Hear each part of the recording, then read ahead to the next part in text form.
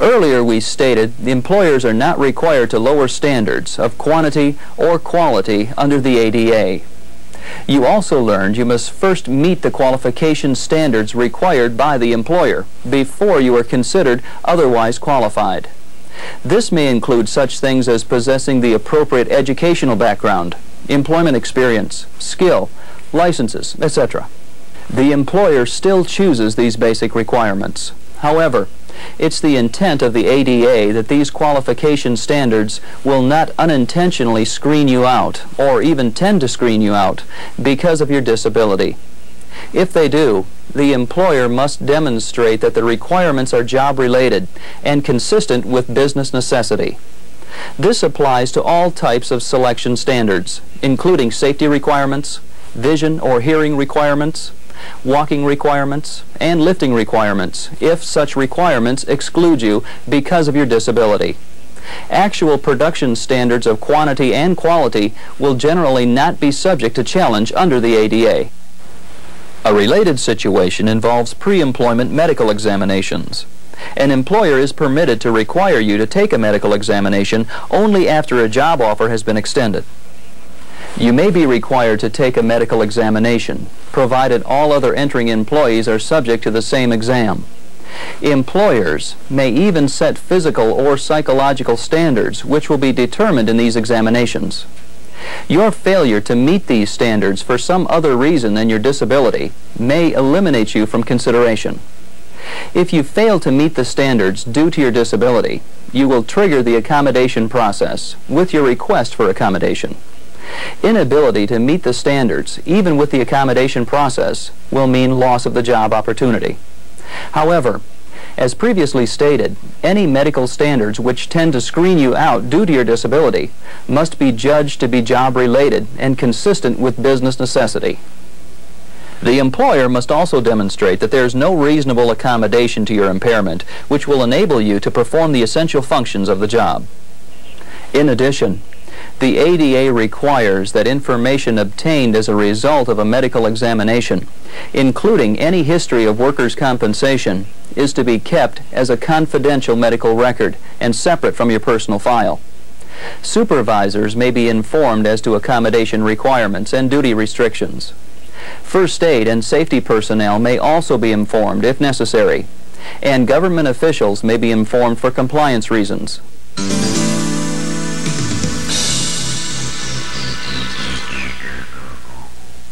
Up until now, in the interest of clarity, we have avoided discussing the limits and responsibilities of employers and public service providers to provide you with accommodations. The specific changes the employers and providers must achieve have already been described. Obviously, many different situations will be involved, and a limitless number of accommodations are possible. The measures and changes we have described are most likely to occur, but the legal necessity of change will be decided on a case-by-case basis. Generally, the most important consideration will be cost. However, the amount of disruption to the normal business operation is also a factor. For instance, changes which result in a significant loss of selling or serving space are not required. In addition, there are two levels of change required: one for barrier removal in public accommodations, and a higher standard for provisions of auxiliary aids and employment accommodations.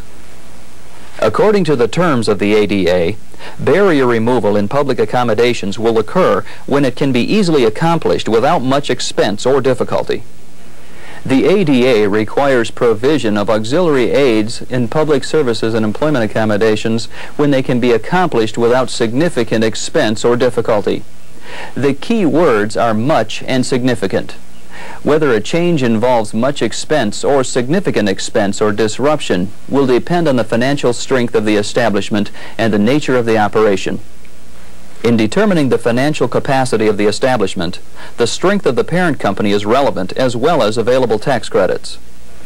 In the event an accommodation is judged as exceeding the much or significant expense limit, the establishment must then seek outside funding to provide the change. Failing this, you will personally be given the option of paying the portion of the cost above the prescribed limit. Even though an establishment cannot afford some changes, those which are affordable will be accomplished. Finally, the obligation to provide the accommodation is a continuing one. Over time, changes initially judged to be overly expensive or disruptive may later be required due to changed circumstances. The priorities for change discussed in detail earlier have been established for cases where the resources available for change are limited. The purpose of these levels of priority is to bring about long-term business planning and to maximize the degree of access from any given level of expenditure. You can expect the previously described changes to occur provided the business can afford the change and no unexpected difficulties arise. When the prescribed changes cannot be achieved, you can expect the establishment to provide achievable accommodations which deviate slightly from the standards.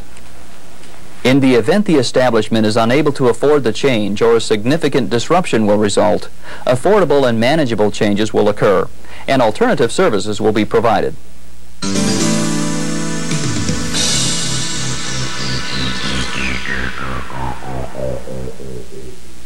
In addition to the limitations on responsibility already listed, you may be excluded from participation if you are judged to pose a direct threat to the health or safety of yourself or others.